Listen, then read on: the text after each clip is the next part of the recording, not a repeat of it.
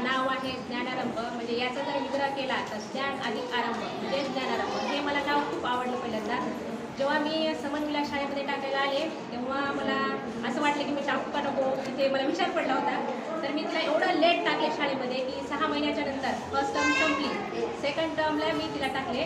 तर लगेच 2 महिन्यांनी गॅदरिंग झाली. तर तिनं 3 वर्षाची असताना तिनं स्टेजवर म्हणजे सोलो डान्स केला. मला सुद्धा वाटलं नाही की ती खूप छान डान्स करत, म्हणजे खूप या शाळेबद्दल स्टाफबद्दल आम्ही समाधानी आहोत. आता हे झालं करेजबद्दल. तसंच आपण स्टडीबद्दल बोलायला लागलो तर मॅथ, इंग्लिश, EVS हे विषय तिचे खूप परफेक्ट आहेत. म्हणजे मला तिचा अभ्याससुद्धा घेण्याची गरज नाही. ती घरी आली तर आपापलं बुक्स कंप्लीट करते. कारण नेत्रा टीचरची तिला आदरयुक्त भीती आहे. म्हणजे अशी भीती म्हणून नाही तर आदरयुक्त आहे. मम्मा आधी अभ्यास झाला पाहिजे. आणि मला एक आता सजेस्ट करायचे, मॅडम म्हणतात की सजेस्ट करा. तर तुम्ही आउटडोअर गेम्स घेण्याऐवजी जास्तीत जास्त तुम्ही इनडोअर घ्या.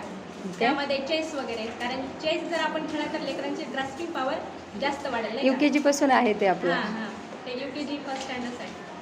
तर खूप छान आहेत. म्हणजे दुसऱ्यांचं काही असेल तर म्हणजे तुम्ही मांडू शकता.